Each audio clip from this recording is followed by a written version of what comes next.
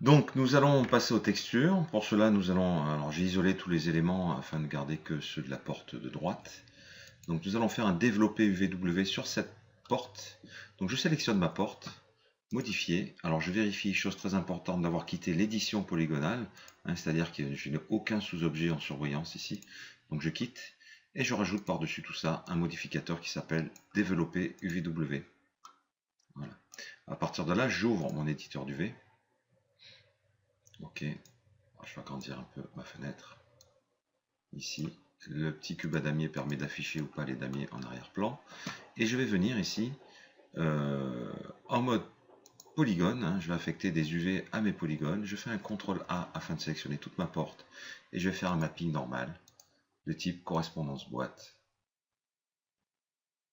Correspondance boîte ici. Ok. Voilà. Max effectue mon développé automatiquement. Alors je désélectionne l'ensemble de mes UV ici. Je passe en mode sélection élément et je vérifie que voilà où se trouve mon élément de face. Il se trouve ici, en fait, c'est la partie haute ici. Et la partie basse étant la partie arrière, comme ceci. Alors, je vais essayer de gagner un peu de place là-dedans. Je vais ragencer mes éléments. Donc ici, je vais venir voilà, sélectionner toute la partie basse. Je la mets de côté pour l'instant. Je sélectionne toute ma partie haute. Je vais la mettre ici. Et je vais augmenter avec CTRL, voilà, de façon à obtenir ceci. Un élément assez important pour pouvoir le texturer proprement. Ok. Ensuite, la partie ici, ça correspond tout simplement, si vous sélectionnez ici, on va voir quels éléments correspondent à ces parties-là. Donc je pense qu'ici, ça correspond à la partie supérieure du hublot ici. En fait, c'est la partie inférieure de la porte. Ok. Tout simplement, on va la mettre en bas, comme ça. Voilà, je vais sélectionner ça, le remonter un petit peu. Je vais resélectionner cette partie-là et l'amener sur la partie inférieure.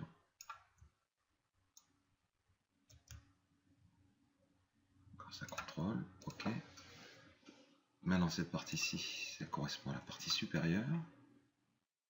D'accord. Donc en fait, on peut superposer les deux éléments, puisque ça va correspondre à peu près. Donc voilà, je vais superposer mes éléments ici. Voilà, j'attrape l'échelle avec CTRL et je vais superposer mes deux éléments pour garder le mot ici. Ok. Là, ce qui reste, c'est la partie, on va le voir de suite. Je pense que c'est peut-être la partie arrière. Une partie de la partie avant et la partie arrière surtout. Donc en fait, ça, c'est juste la partie avant. Ce petit bout ici. Donc on va l'amener par là. Voilà. On va le superposer aussi.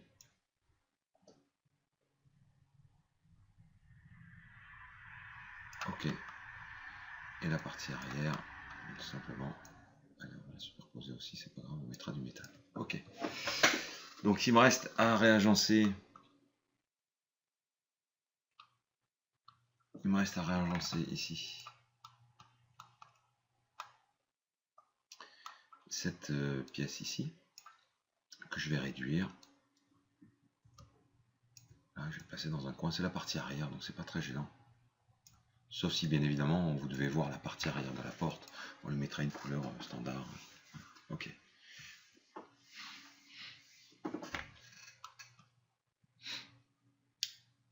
Ok, je quitte ici. Je vais prendre ce modèle VW. Je vais faire outils. Alors bien évidemment, il faut que je passe comme ceci, en mode polygone, outils, modèle de rendu V, je choisis ma taille de texture, je vais faire du 1200 pixels par 1200 pixels. Ok, je fais un rendu modèle V. Je peux, alors vous voyez, automatiquement, en fait, la fenêtre a basculé derrière, donc vous inquiétez pas, elle n'a pas fermé. Je ferme ceci, je quitte ici, et j'enregistre mon modèle UV ici. Je vais faire un répertoire texture. Voilà. Porte underscore droite underscore uvw.jpeg. Et j'enregistre